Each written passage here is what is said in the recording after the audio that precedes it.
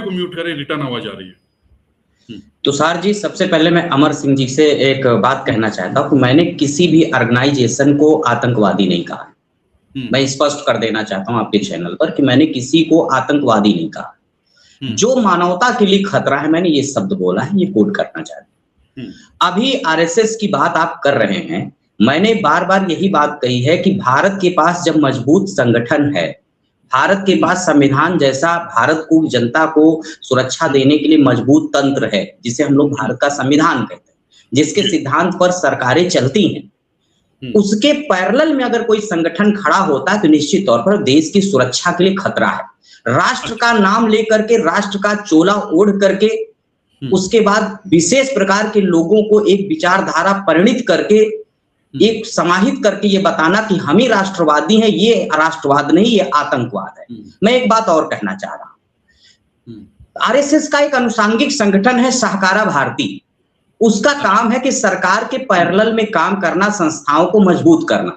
मैं पूछना चाहता हूं जो आरएसएस से जुड़े हुए लोग हैं, और मोहन भागवत से स्पेशली पूछना चाहता हूं, जब बीएसएनएल जैसी ऑर्गेनाइजेशन, जो बहुत बड़ी संचार व्यवस्था, जब वो ध्वस्त हो रही थी, इस समय भारतीय जनता पार्टी की सरकार है, तो उसकी मजबूती के लिए क्या आरएसएस ने कदम उठाए?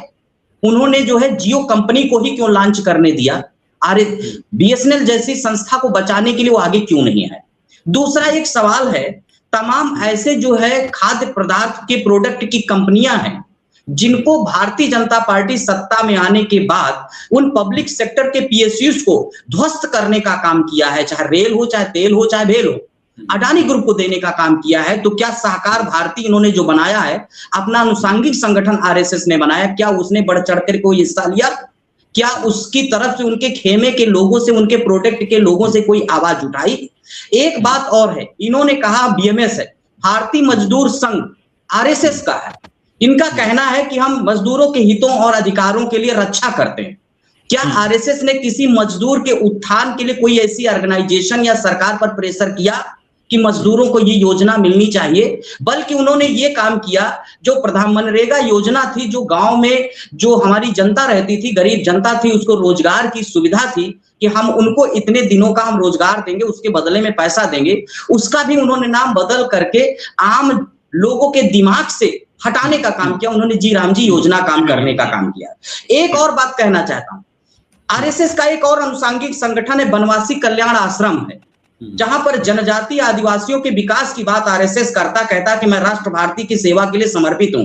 तो नाम ले लेने से राष्ट्र भारती की सेवा के लिए समर्पित है, अच्छे अच्छे शब्दों का समावेश कर लेने से राष्ट्र भारती की सेवा के लिए समर्पित हूं, वहीं पर आदिवासियों के वनों को काट करके औद्योगिकरण के नाम पर अडानी ग्रुप को बेच देना, उस संपत्ति को, वहां के आदिवासियों को पलायन करवाना, ये कौन सा राष्ट्रवाद आरएसएस सिखाता है? सवाल है, कहते हैं कि हम धर्म के नाम पर एक एकाग्रता, संप्रभुता और अखंडता के साथ भारत को आगे बढ़ाना चाहते हैं। हमारा संविधान कहता है कि मैं सभी धर्मों की रक्षा की हम सिक्योरिटी देते हैं, हम उनकी वचनबद्ध हैं, जो सरकार बैठेगी उसके लिए हम वचनबद्ध हैं। तो फिर यहाँ पर एक सिद्धांत यूं क्यों निकल करके आ जाता है कि गलियों पर विशेष प्रकार के लोग जा करके कुछ लोगों की मॉब लिंचिंग करने लगते हैं? ये कहाँ का सिद्धांत है?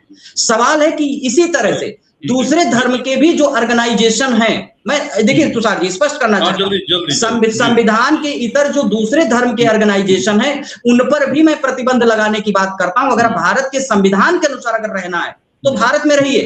अगर आपको किसी धर्म विशेष के सिद्धांत के अनुसार पर भारत की जनता को चलाना चाहते हो, तो यही आतंकवाद है, यही मानवता के लिए सबसे बड़ा खतरा है। और जब तक ये रूढ़िवादी, धर्मवादी, पाखंडवादी परंपरा भारत की मानवता पर छाई रहेगी, तब तक भारत के लोग ना सुरक्षित रह सकते हैं, ना भारत कभी आगे बढ़ सकता है। एक तुषार जी और बात कहते हैं, एक और सुन लीजिए, भारत का एक और सबसे बड़ा संगठन, ये हम कहते हैं कि हम अखिल भारतीय विद्यार्थी परिषद है हमारे पास, जो स्कूलों की रक्षा।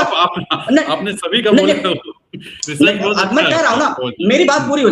अखिल भारतीय विद्यार्थी परिषद है, उनका कहना है हम स्कूलों के शैक्षणिक ढांचे को मजबूत करने के लिए, भारत के हर बच्चे को हम शैक्षिक व्यवस्था सुदृढ़ करने के लिए मां राष्ट्र भारती के चरणों में संकल्पित है। शब्द देखिए कितना अच्छा लगता है, मां भारती के चरणों में संकल्पित है। और अभी भारतीय जनता पार्टी की सरकार की पुलिस जब स्कूल में टीचर नहीं है, बच्चे प्रोटेस्ट कर रहे हैं, तो इन्हीं भारतीय जनता पार्टी, जो आरएसएस का राजनीतिक अनुषंगिक संगठन है, जो राजनीतिक रूप से भारत के इतिहास में दखल दे रहा है, सत्ता में बैठा, उसकी पुलिस उनको जूतों से मारती है। अभी कांग्रेस जनता पार्टी का आपने प्रदर्शन देखा, जी भारतीय जनता पार्टी के शिक्षा मंत्री के निष्कर्मण्यता से, मतलब उसकी कर्तव्य चोरी की वजह से, केवल भारतीय जनता पार्टी और आरएसएस के सिद्धांत पे चल करके दूसरे काम में लिप्त था। सवाल देखिए, शिक्षा मंत्री भारत का है, काम वो चुनाव का कर रहा है, तो इस स्थिति में अगर नीट का पेपर लीक हुआ, बच्चे सड़कों पर आए, तो भारतीय जनता पार्टी की तरफ से आवाज और आरएसएस की तरफ से आवाज क्यों उठी? तुषार जी पूरा हो जाने दीजिए, एक मिनट और 30 सेकंड और लेंगे। क्या आरएसएस के खेमे से आवाजें आई? आरएसएस के खेमे से आवाजें आई कि शिक्षा मंत्री ने गलत किया? जब हमारे देश की सेनाएं पाकिस्तान से लड़ रही थी, तो एक अंग्रेज डोनाल्ड ट्रंप, जो मोदी का दोस्त है, वो वहां से डीएजीएमओ के बगैर परमिशन के बोलता है कि हमने सीज फायर कर दिया, नहीं कह दिया सीज फायर कर दिया। क्या आरएसएस के मुंह में दही जम गया था कि बताए क्या हमारी सेनाओं पर एकाधिकार अंग्रेजों का हो गया है? इसी सिद्धांत के अनुसार मैं भारत को, आरएसएस को बैन करने की मांग करता हूं। बहुत ज्यादा